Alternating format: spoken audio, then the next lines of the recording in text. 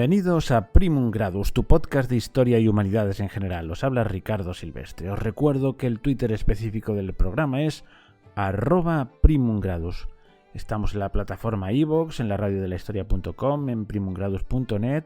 También lo colgamos en YouTube, en Spotify. Bueno, en muchos sitios estamos. Y podéis poneros en contacto bien por el mail primumgradus@gmail.com o bien mandando un mensaje de voz al siguiente número de WhatsApp 644-190-223 con el más 34 delante si marcáis desde fuera de España. Es solo mensajes de voz, es un WhatsApp, no respondo a llamadas telefónicas. Y digo mensajes de voz porque así lo puedo incluir vuestras sugerencias o lo que queréis hacer pues en los programas. Y bueno, lo tengo por ahí en un rincón de una habitación en mi casa, o sea que no es mi teléfono habitual, evidentemente. Y bueno, vamos al grano. Toca hablar de un zar de Rusia, Alejandro III, el penúltimo de los zares Romanov y de todos los zares de Rusia, porque luego vino Nicolás II y ahí acabaron ya los zares en Rusia. Hasta ahora que yo sepa no hay ningún intento de restauración así en serio.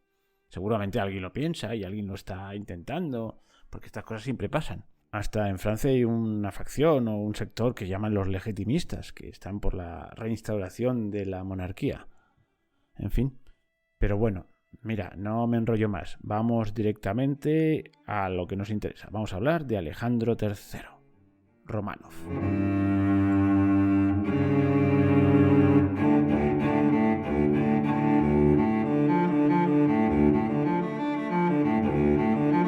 Alejandro Alexandrovich Romanov nació el 10 de marzo de 1845 y era el segundo hijo del emperador Alejandro II de Rusia. Por lo tanto, no estaba destinado al trono. El zarevich era su hermano mayor, Nicolás. Pero Nicolás tuvo la desgracia de morir joven, de meningitis, mientras estaba en Niza, Francia. Así que de pronto la vida de Alejandro dio un giro de 180 grados.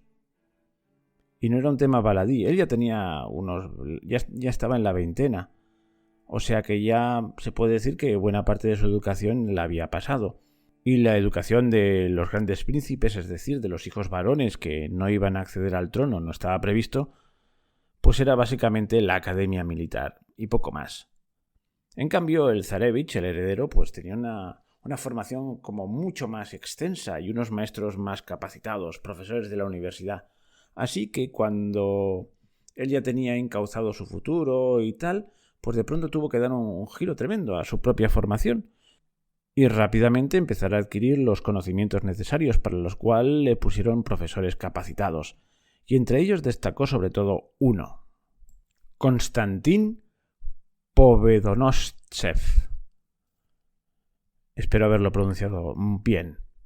Que con el tiempo llegaría a recibir el apelativo del Cardenal Gris, un personaje que deambuló por la corte influyendo en las ideas de Alejandro y de incluso su hijo Nicolás, el futuro Nicolás II, el último de los zares.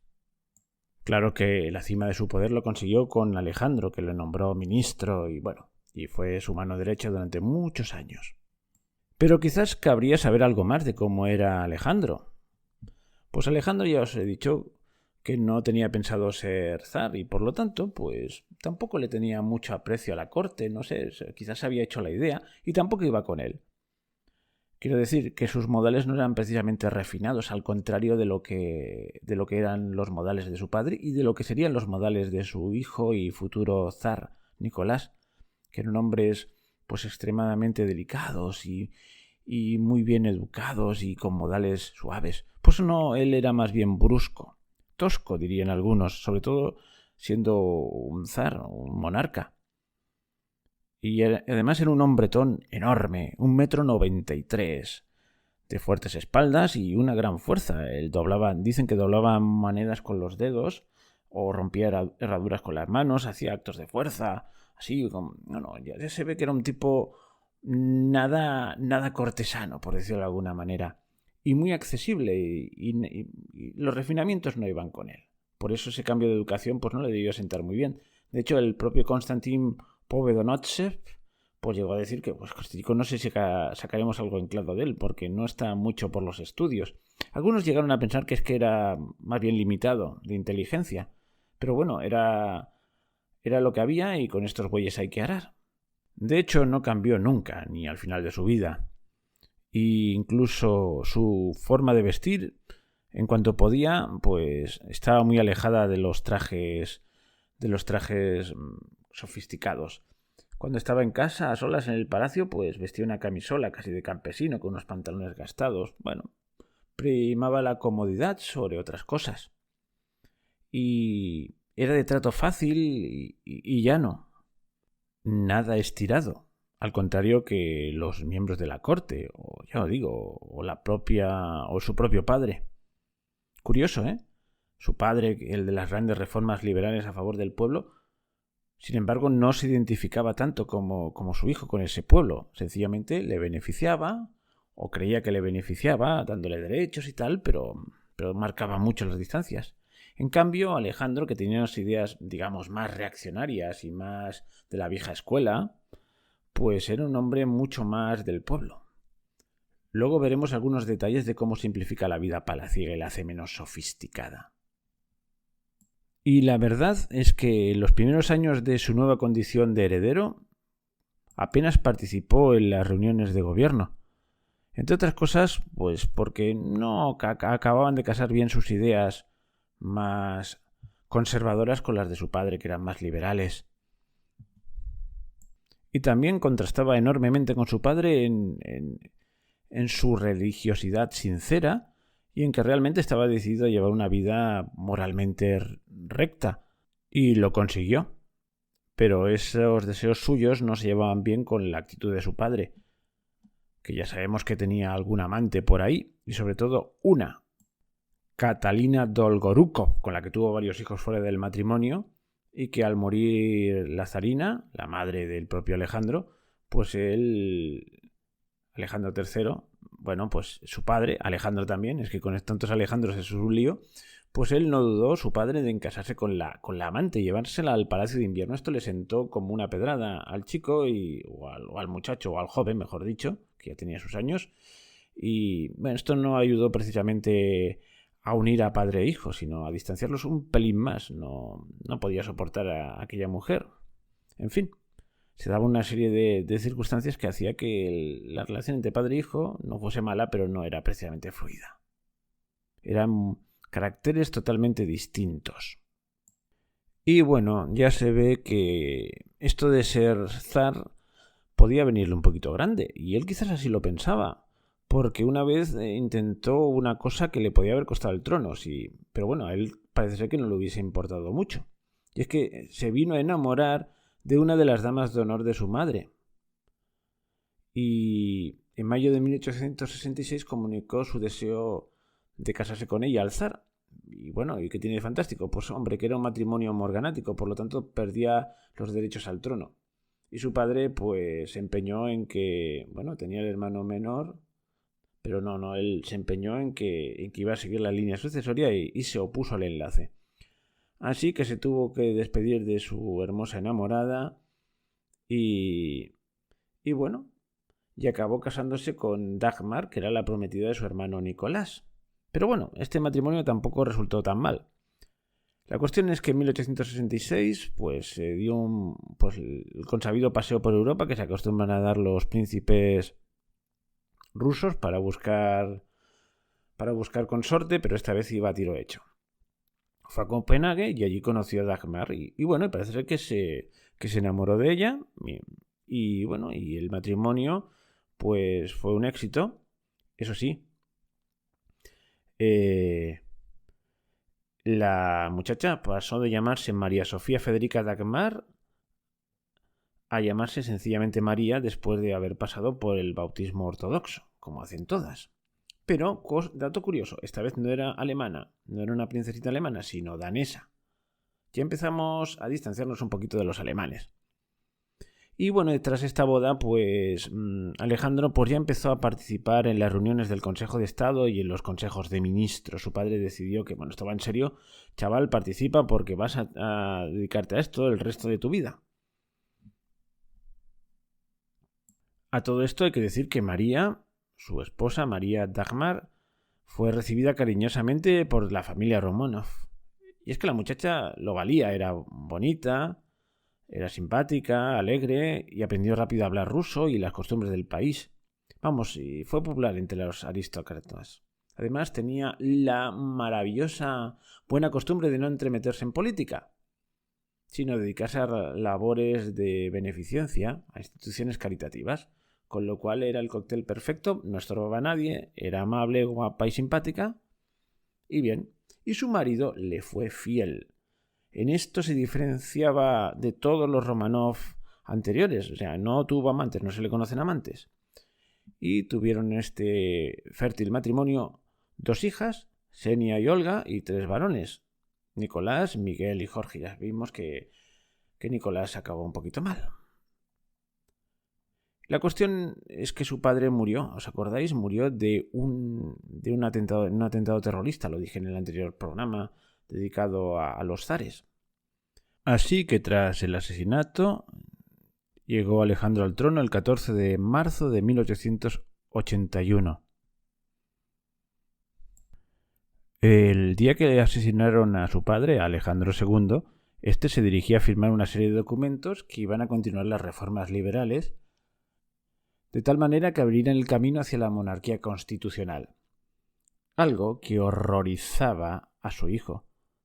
De hecho, los ministros de la corte de su padre, evidentemente, todos muy liberales, aconsejaron a Alejandro III seguir con la política del liberalismo ilustrado. Pero Alejandro, nuestro Alejandro, el de ahora, estaba dispuesto a detener las reformas. Empezó a marcar diferencias ya eligiendo como base de operaciones no el Palacio de Invierno, donde además mataron a su padre y estuvo viviendo con su amante, aunque se casó con ella, pero no dejaba de ser su amante y no le... Pues él prefirió, en cambio, el Palacio de Gatchina. Gatchina se encuentra a 45 kilómetros al sur de San Petersburgo. Es un entorno más agreste, rodeado de bosques, donde podía dedicarse a sus 2 grandes pasiones, la caza y la pesca. Y este palacio fue construido para el conde Orlov, el favorito de Catalina la Grande, y sufrió diversas mejoras y reformas. En fin, también usó otros palacios que tenía a su disposición cuando iba por ahí, pero vamos, su base de operaciones fue el Palacio de Gatchina. Y aparte de cazar y pescar, pues practicaba otros 2 hobbies junto con su esposa. Era aficionado al dibujo y a la pintura y trabajaba con un profesor para que le ayudase, y también tocaba algún instrumento, entre ellos el trombón. Y si el 14 de marzo de 1881 moría su padre y él pasaba a ser zar, resulta que poco tiempo después, el 29 de abril de ese mismo año, Alejandro pues mostró cuál iba a ser su hoja de ruta. Aprobó un manifiesto titulado sobre la firmeza del poder absoluto. Y ahí se proclamaba que el poder del zar era inamovible, el poder absoluto, de monarca pleno. El manifiesto, pues eso, hablaba de la fuerza de la monarquía y de la verdad sagrada de la ortodoxia. Todo para el bien del pueblo. Alejandro III persiguió duramente a los terroristas y en 1887 un grupo armado le preparó una emboscada para asesinarlo en el mismo lugar donde mataron a su padre. Entre los terroristas estaba un tal Alexander Ulyanov, hermano mayor del que más tarde conoceremos como Lenin. El zar ordenó la ejecución de todos estos conspiradores. Por un periodo de 3 años entró en vigor atentos, con el nombre Legislación sobre la protección del orden estatal y la tranquilidad social, es decir, mano dura. Permitía establecer el estado de emergencia en cualquier provincia. Suspendió la reforma administrativa que había iniciado su padre y aquello de la autogestión regional, aquello de los gobiernos regionales. y además promulgó unos nuevos estatutos universitarios que abolieron la autonomía de los centros y las elecciones de los rectores y decanos. Se estableció un estrecho control policial sobre los estudiantes. Bueno, en los capítulos que dedicamos a Lenin esto se ve muy claro, que el propio Vladimir Ilich Ulyanov lo padeció en las propias carnes. Fue prohibida la admisión en los colegios de los hijos de las clases inferiores y también se vetó la entrada a la universidad a los judíos. Los judíos fueron perseguidos. Incluso no hizo ningún caso a los pogromos, es decir, a las matanzas de judíos de los años 1881 y 82 que hubo en el sur de Rusia. Además, por ley se limitaron los derechos legales y civiles de los judíos también a asentarse en las zonas rurales, etcétera, etcétera. Su espejo era su abuelo Nicolás, y se trataba de restablecer los principios de la ortodoxia, de la Iglesia ortodoxa, y la autocracia y el nacionalismo que habían caracterizado a las ideas de su abuelo y que tenía el apoyo pleno intelectual del consejero que hemos nombrado antes, del cardenal Gris, de Konstantin Povedonotsev, y se dio preponderancia al ruso sobre el resto de los idiomas del imperio. En el plano económico, pues parece ser que estuvo bastante acertado. Se logró una cierta estabilidad. En 1892 fueron aprobados nuevas tarifas aduaneras y las barreras proteccionistas pues animaron el mercado interno. Las empresas tenían mercado para vender sin la entrada de los productos extranjeros más baratos. En la costa se estableció una distancia de 3 millas como espacio de protección aduanera. Se reforzó la guardia costera, pues evidentemente si empleas medidas proteccionistas y se te cuelan los contrabandistas, pues no hacemos nada. Y los impuestos aduaneros pues llegaron a representar la segunda fuente de ingresos para el Estado, o sea que se lo tomó en serio esto.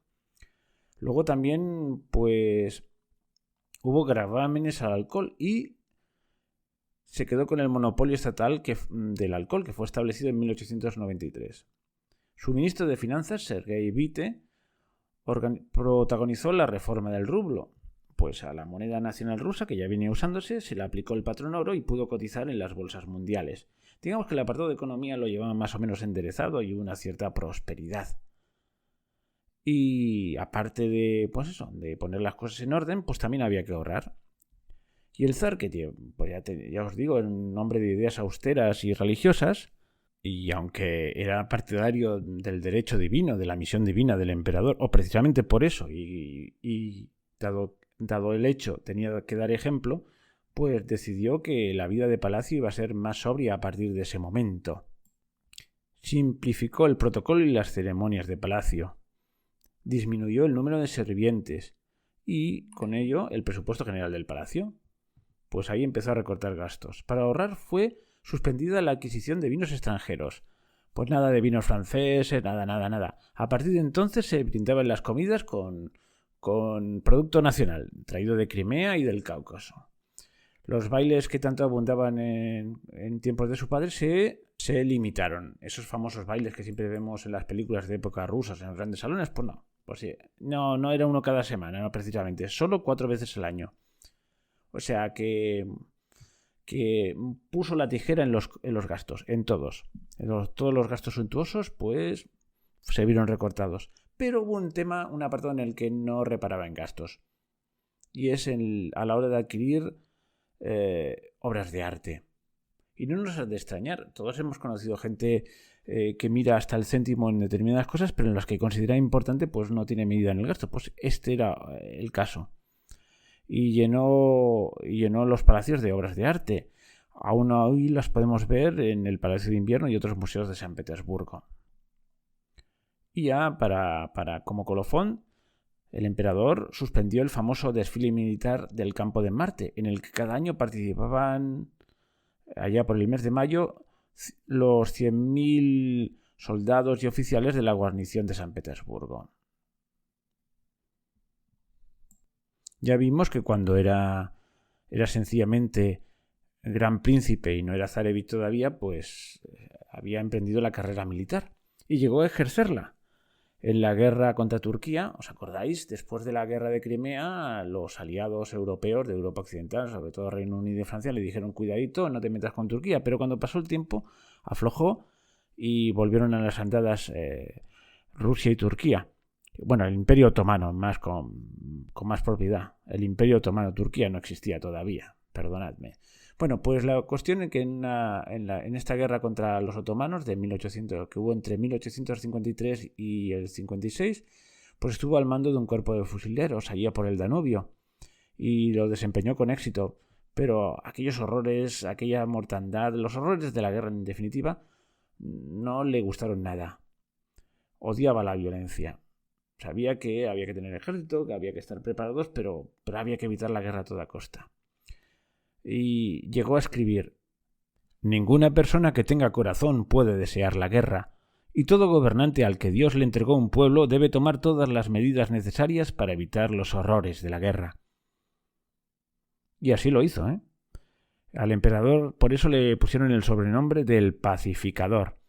O sea, el más reaccionario, el más autoritario, resultó ser el más afable y el más pacífico de los zares. Digamos que en su época, en su reinado, no hubo ninguna guerra de entidad.